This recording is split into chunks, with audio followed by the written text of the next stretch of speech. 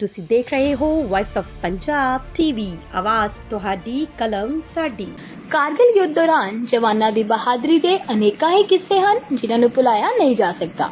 ਇਹਨਾਂ ਵਿੱਚ ਇੱਕ ਕਿੱਸਾ ਸਿੱਖ ਫੌਜੀ ਅਧਿਕਾਰੀ MPS ਬਾਜਵਾ ਦਾ ਹੈ, ਜੋ ਕਾਰਗਿਲ ਯੁੱਧ ਤੋਂ ਪਹਿਲਾਂ ਕਸ਼ਮੀਰ 'ਚ ਆਤੰਕਵਾਦੀਆਂ ਨਾਲ ਲੋਹਾ ਲੈ ਰਹੇ ਸੀ ਤੇ ਆਤੰਕਵਾਦੀਆਂ ਨੇ ਉਹਨਾਂ ਨੂੰ RDX ਨਾਲ ਉਡਾ ਦਿੱਤਾ ਸੀ। बावजूद इसके उन्होंने हिम्मत नहीं हारी ते कारगिल की लड़ाई खुद अगे आए। मैं अभी आया ही था वैली से। वैली में हम पट्टन में एरिया में बारामूला एरिया में डिप्लॉयड थे काउंटर इंसर्जेंसी के लिए हमारा डिवीज़न।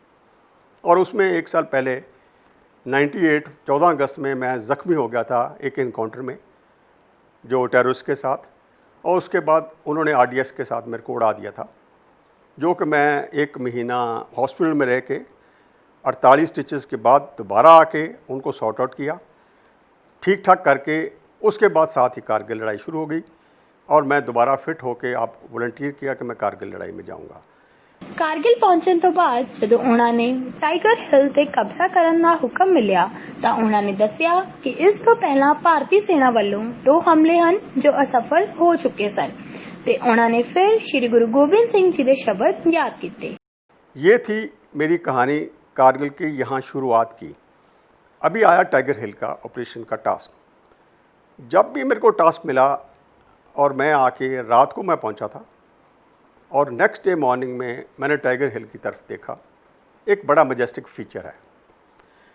तो मेरे मुंह से ये मैं को बताने के लिए नहीं बोल रहा, ये अचानक मेरे मुंह से वही श्री गुरु गोबिंद सिंह जी के वो लफ्ज़, वो तुक निकली, दे शिवा बर मोहे इहे शुभ कर्मन ते कबहू ना टरूं अरसो जब जाए लरूं, निश्चय कर अपनी जीत कर।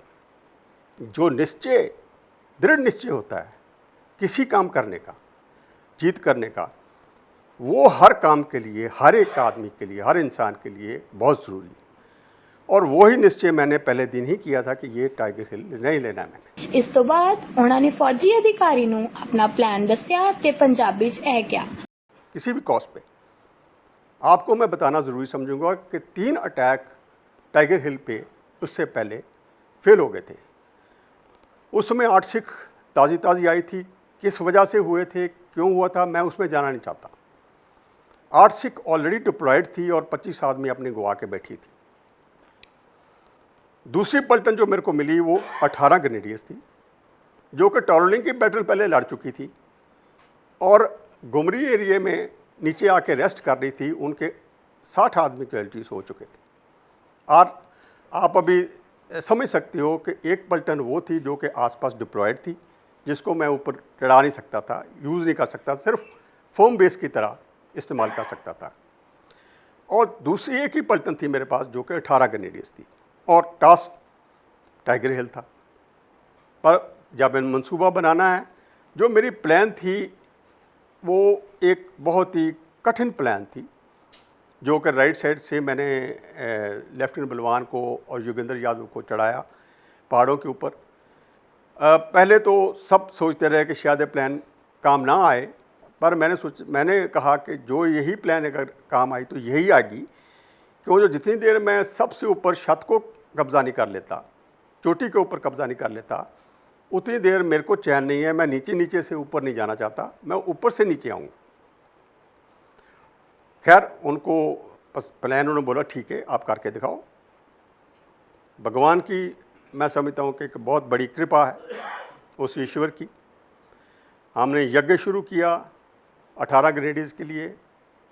हमारे लिए कोई धर्म का मैंने नहीं रखता, हम फौज में यज्ञ हो या अरदास हो वो करके चलते हैं। 8 सिख के साथ अरदास की। 8 सिख को क्यों जो उनका थोड़ा सा इसलिए मोरल डाउन था कि 2 बार अटैक उनका फेल हो चुका था। मैंने उनके CEO से बोला, उनकी कोई तबीयत ठीक नहीं चल रही थी, तो मैंने उसको बोला और बाई चांस थी, हमारी चांस थी कि उनके सारे कंपनी कमांडर्स जो कि पंजाबी नहीं बोल सकते थे।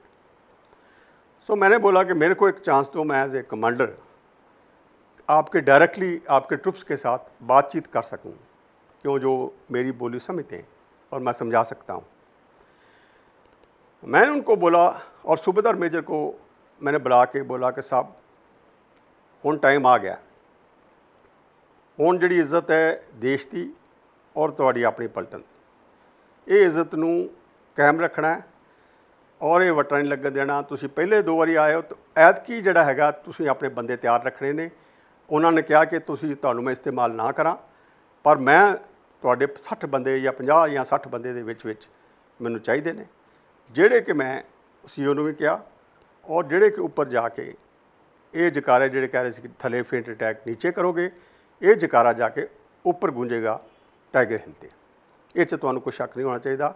ਇਹ ਮੈਂ ਤੁਹਾਨੂੰ ਇਸਤੇਮਾਲ ਕਰਨਾ ਹੀ ਕਰਨਾ ਹੈ। ਇਹ ਹੈਂਡ ਪਿਕ ਕਰੋ ਔਰ ਮੈਨੂੰ ਇਨਫੋਰਮ ਕਰੋ। ਤੁਸੀਂ ਦੇਖਿਆ ਸੀ ਕਿ ਇਸ ਤਰ੍ਹਾਂ ਬ੍ਰਿਗੇਡੀਅਰ ਬਾਜਵਾ ਜੀ ਨੇ ਹਿੰਮਤ ਨਹੀਂ ਹਾਰੀ ਤੇ ਆਖਿਰ 'ਚ ਉਹਨਾਂ ਨੇ ਟਾਈਗਰ ਹਿੱਲ ਤੇ ਕਬਜ਼ਾ ਕਰ ਰਹੇ ਪਾਕਿਸਤਾਨੀਆਂ ਨੂੰ ਮੂੰਹ ਤੋੜ ਜਵਾਬ ਦਿੱਤਾ। ਕੈਮਰਾਮੈਨ ਅਮਿਤ ਦੇ ਨਾਲ ਦਿਕਸ਼ਾ ਅਰੋੜਾ, ਵੌਇਸ ਆਫ ਪੰਜਾਬ, ਜਲੰਧਰ।